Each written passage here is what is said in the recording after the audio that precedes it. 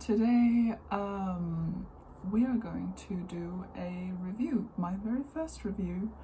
I've written reviews for like Goodreads and stuff before, but I obviously have never done a video review, so this is going to be my first.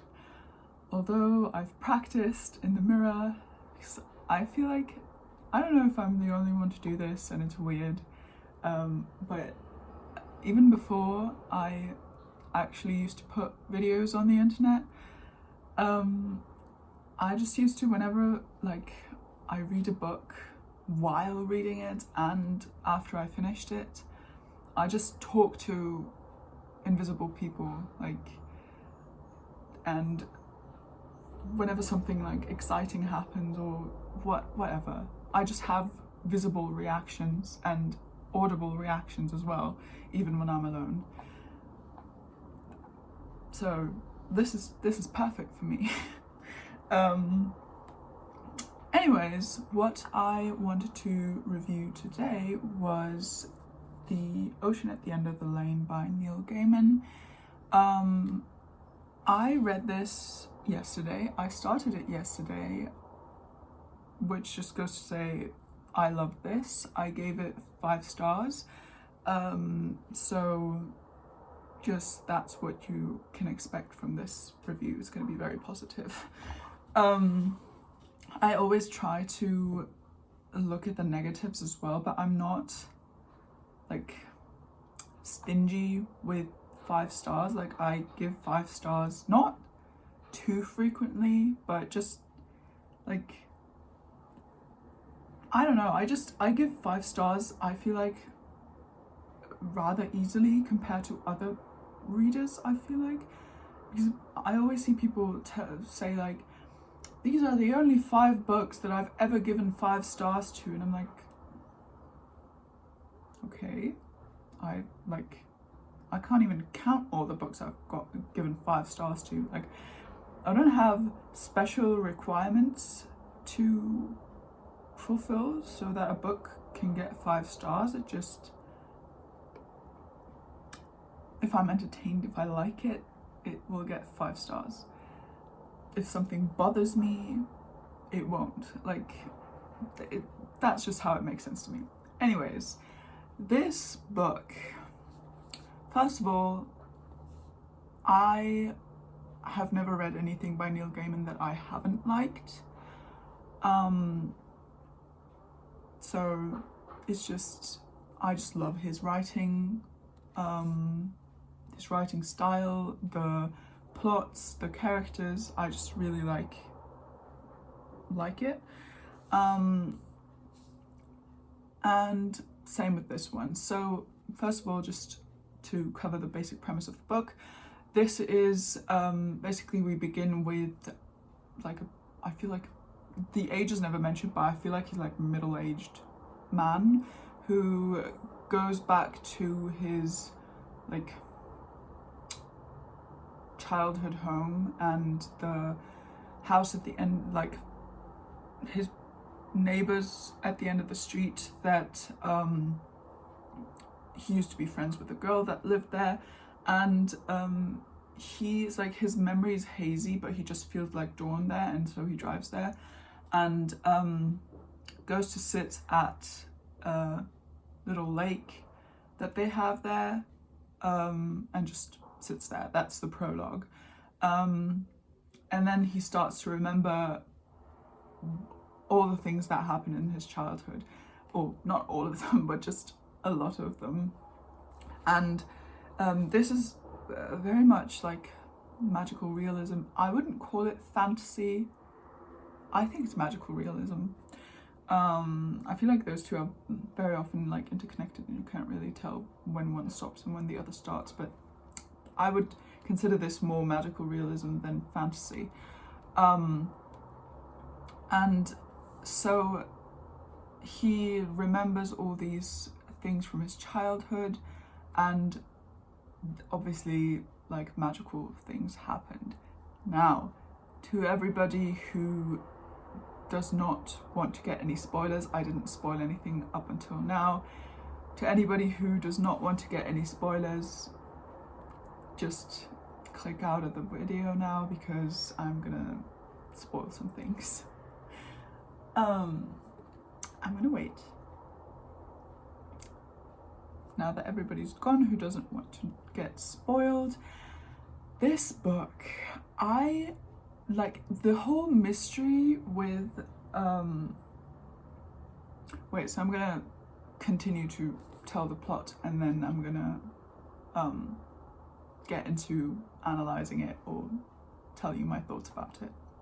So the man remembers, his name is, my god, did I forget already? So turns out this boy does not have a name, apparently. I never even noticed reading this, but I couldn't find anything and the blurb doesn't say anything, so I think he doesn't even have a name.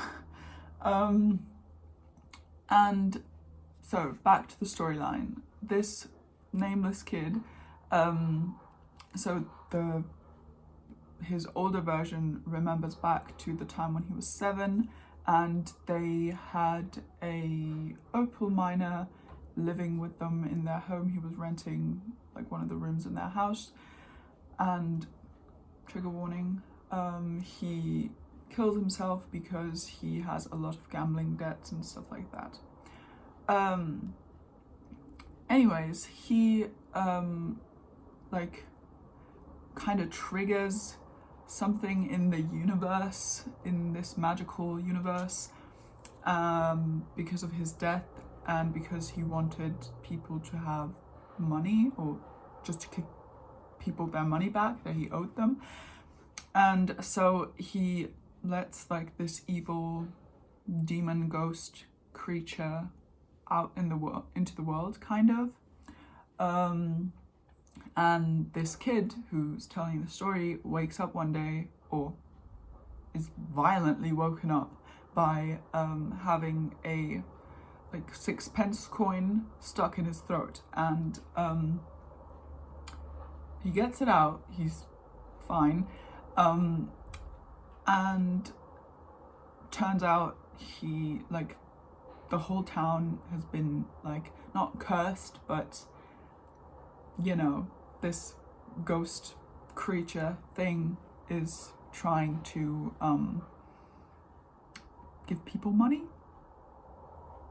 So that's how it starts, that he meets Letty Hempstock and her family, which consists of her mother, Ginny Hempstock, and her grandma, who is just referred to as the old Mrs. Hempstock.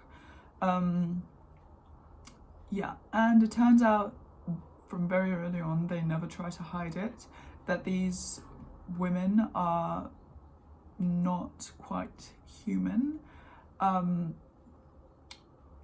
They talk about things that are happening that they shouldn't be able to know, and just seem odd. But this boy really likes being there, he likes Letty, and they become friends. Then they go because they, like, Letty wants to trap this creature thing, whatever, that's trying to give people money, and she takes the boy with her to do so, which turns out to be a bad idea because he kind of gets attacked. They both do, but he tries to protect himself, and this creature or something kind of hitchhikes in his foot into the real world, like their world. And then once it's there, it becomes, or just turns up as a governess or something, and like does horrible stuff. She treats him horribly. She kind of seduces his father.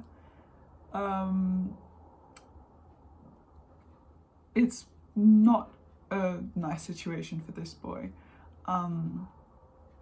And basically it ends with them defeating this thing by calling other creatures, and these creatures are things that even Letty is scared of. She's a badass.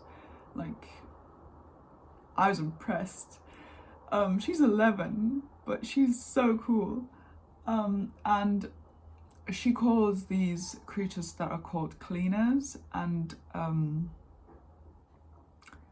even she's scared of them because their job is basically to clean up messes in these magical universes, which is a really cool concept. But so they're not necessarily evil, but they're also not good. Like, they're just kind of there to do their job, and she calls them to like clean up this creature that came into the world via the boy's foot.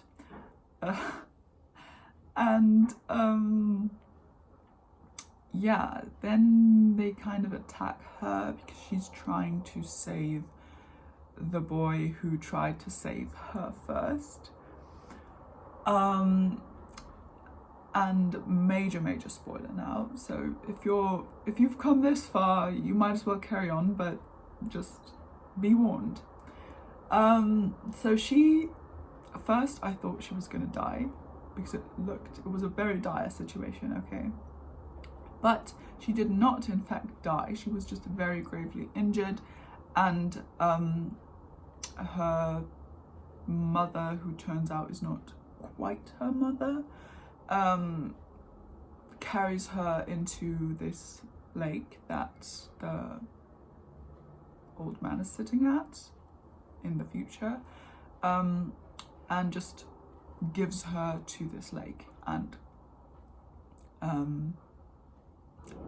it's supposed to like heal her and give her back when it feels it's ready, because this lake has quite the significance, as you could have guessed. The book is called The Ocean at the End of the Lane, and Letty always called the lake, or what looks like a lake, her ocean.